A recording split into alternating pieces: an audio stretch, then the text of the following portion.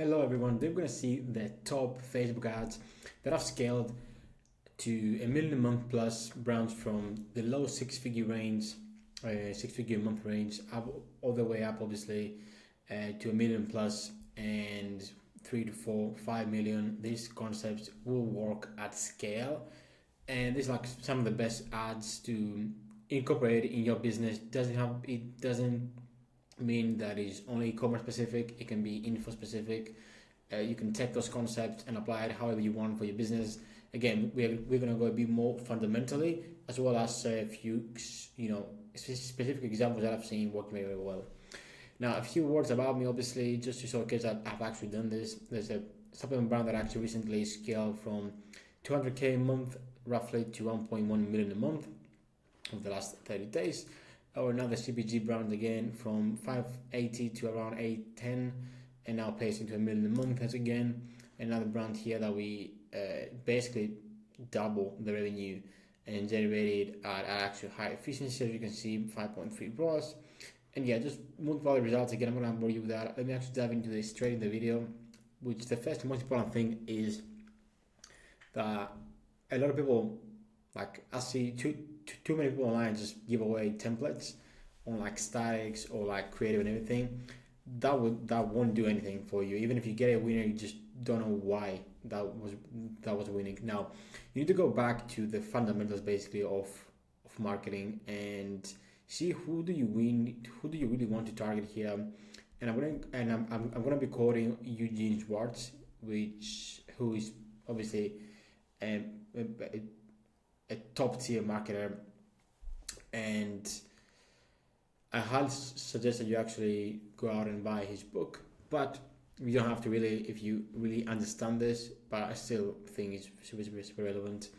And basically is the the 5 stages of awareness, which is basically who we're targeting, and we need to be showing intent behind our messaging in order to kind of scale, but also to be very efficient. Now, going towards 1 million a month, if you like spending more than 100k a month on Meta, you can play around with different stuff since until then, but then you need to start expanding your messaging.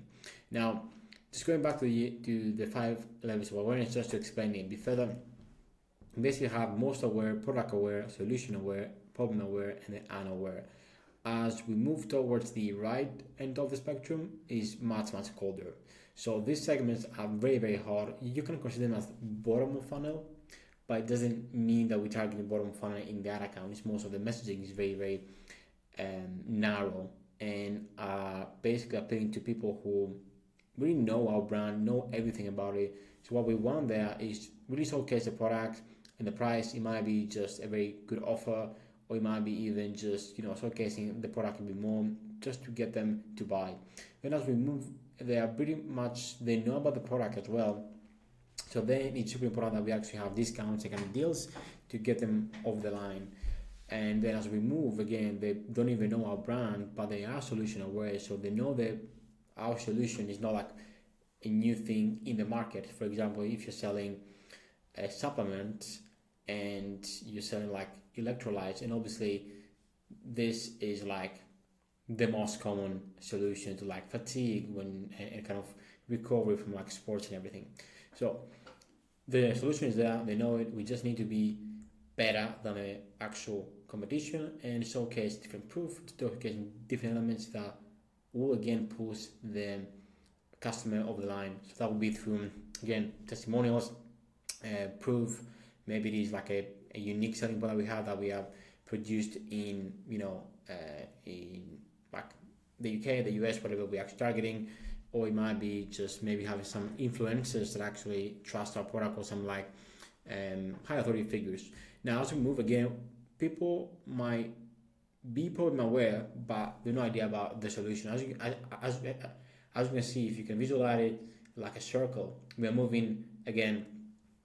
We are basically expanding the circle. I might actually throw another visual here, but as you can see, people are really not really. They know they have a problem, but they don't even know their solution. So, for example, on that specific example, they might have like dealing with fatigue from like sports or everything, but they don't even know about electrolytes. Now, again, in that specific example, it's a very broad example, like most people know it, but again, there are people that don't know it. So we need to do a bit more education and showcase more of the benefits and the anxieties, quote unquote, of these people, and just connect basically the benefits of electrolytes and how they are helping with fatigue and everything. So we need to do a bit more explaining. Now, when they are completely unaware, we need to do we need to be very strong in storytelling and talking about like, this the secret about X or something like that. So we can pique curiosity, and it's mostly through driven. And we're gonna take examples in a second, but it's mostly driven by did you know statements, like did you know, like fragrances are like mostly water. Like that's a very broad appeal that will actually capture attention, and it is about fragrances, but it's like we don't even mention anything about the product or whatever that is. Now, as you may see, as we kind of expand, is we are being much efficient, because obviously those segments of the audience are like much colder. They don't even know our brand. They might not even ready to kind of buy. We're going to do a lot of storytelling. And that's just to bear in mind that as we scale, there's going to be these fluctuations that we're going to scale to the next level of revenue. Obviously, we're going to do this as efficient as possible, but there will be this gap between like we are reaching a new level and then we need to kind of maintain it and be more efficient at it through like, again, proper budget allocation in the ad account, the creative systems that we actually going to be building and everything.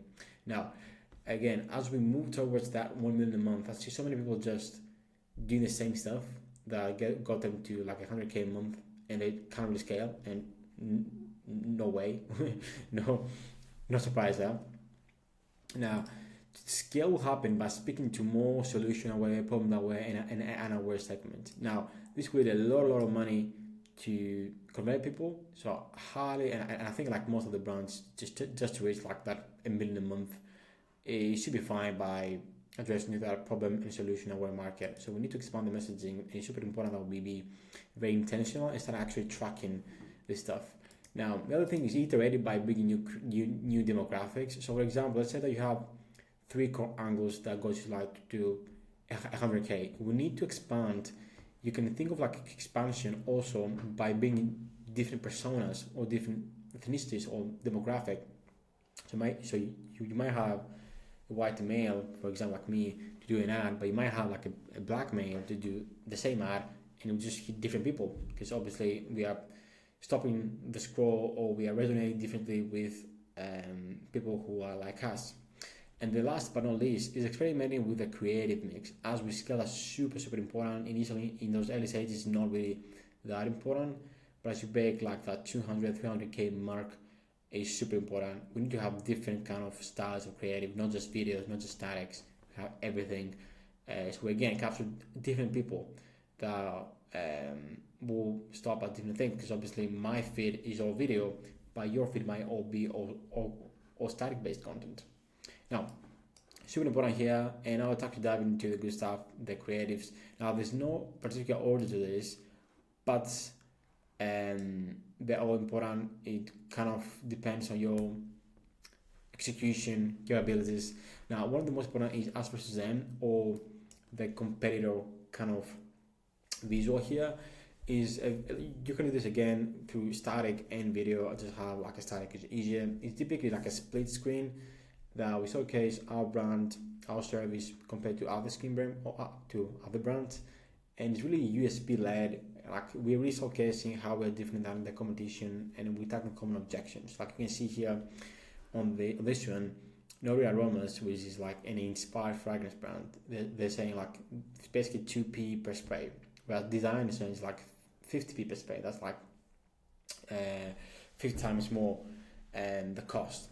So make the smart decision and stop Nori Aromas. And again with Curology, it has that USP here, which is very nice to see, but also has like small USPs that most brands maybe don't have, and it's very unique to like Curology, and like get them over the line. As you can see, that's a great ad, really targeting that um, solution aware and problem aware. Probably that solution aware a bit more because we kind of claiming we are very very direct and we showcase how we are different to basically other kind of brands. Now the other one is before and after.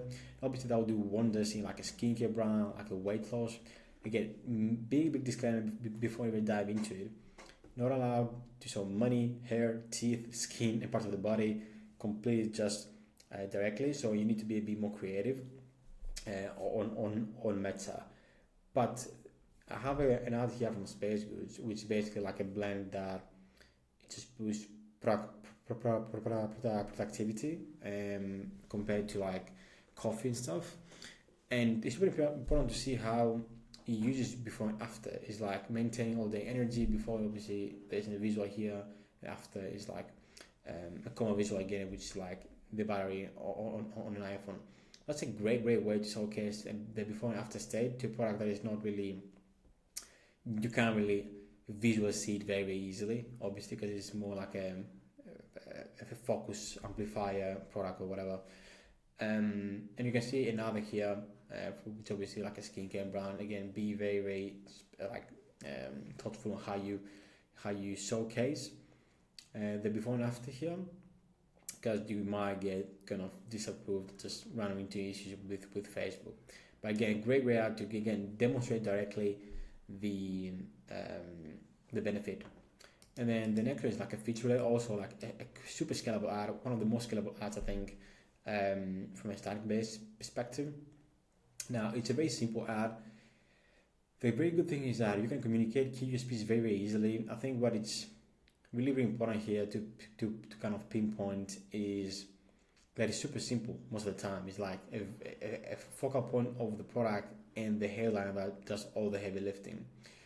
The very good thing is that we can do a lot of angle testing very easily because we're just basically changing a few words, and that can really help us take that specific angle that work into UGC or video or maybe other style of static. But again, the product is a focal point here and it can be very scalable. Again, make sure you communicate different key USPs and all are like basically you need to do some angle testing. You can see here it's trusted by elite athletes and doesn't really say anything else, whereas we're talking about an actual protein powder here. So again, a great way out to test here. Now benefit demonstration is great for like products that like you can showcase that quick win, or maybe like is a service that you can do is very fast. Maybe it's like, I don't know, a cleaning tool on your Mac. I'm just throwing stuff out there, but things that you can really showcase very fast. So for example, here you can see on the first example is like a mold remover. So you can see the creator here just goes directly into the before and afters, communicate USPs. Again, you can do a lot of angle testing, and but the main thing is just you need to kind of demonstrate that benefit right away. You can see also with another static here, and that is basically like a pet screen thing, pet print thing. I'm sorry. You can see how easily is done here. Now moving to the next one, the story. This one of them, this is pretty hard to kind of put it off because you need to engaging videos and have strong creators that resonate with your brand or service. But if you do that right, it's super scalable. And the best type that I've seen is like a duet, where how you have two people talking, but we have seen the regular kind of style of asset on TikTok. And it's really just talking about maybe it's countering different objections, and it goes through the kind of the selling process and the most common questions that the customer has basically. And it's super engaged. I'm not going to show you the video because obviously it'll take a bit long, but it's super important to actually do that. The next, bringing awareness to like a problem that is really not like, obviously I think I can describe it the best here with this video. Obviously this mold magic is like a mold remover thing. Everybody knows about mold, but if you start bringing awareness to like a problem, like little known figure about removing mold, or did you know that mold was actually very dangerous? So something that we don't really know about, a very common thing in a sense, like we bring awareness, and that really intrigues, and is obviously if you have a decent thing to actually bring up here, don't bring something that is common sense, it can be very, very powerful. Like it's one of the most scalable ads, because obviously I had some context here on that brand. And then if you go into more like fashion and accessory brand, it's super important that we showcase the brand identity. That's what's really, really gonna move the needle. It's not gonna be very USP focused. Again, brands that have like either fashion or accessories, is mostly like how we are being perceived, and if we look, very high social or whatever that is. So we need to focus on showing the overall brand identity. Again, that will be through nice lifestyle shots, visuals, very nice imagery, very nice. It's super important that we pay attention to the scenery, to the background, everything that really ties into the brand. You probably have bought from a brand that it has maybe some influences for some people showcasing like through running or doing any kind of sports, and you really just resonating with a specific sport, and you basically got the brand because it just makes sense. Now, speaks as different backgrounds and actors here. You can see that's a very nice visual. You can see obviously a woman actually like paying close attention to the necklace, which is again very, very nice to see. Again, that's just a proof. Maybe you can tap into the compliment angle that you get complimented when you wear X thing, from like the opposite sex basically. And then last but not least here, it's super, super strong ad. It's a founder story ad. I know some founders don't want to be in the spotlight, which is respectable. But I mean, I haven't seen a founder story ad when actually executed correctly and is authentic, not just a quick thing. They all do well. Like they all do well to an extent, just because it's you are the best person to communicate.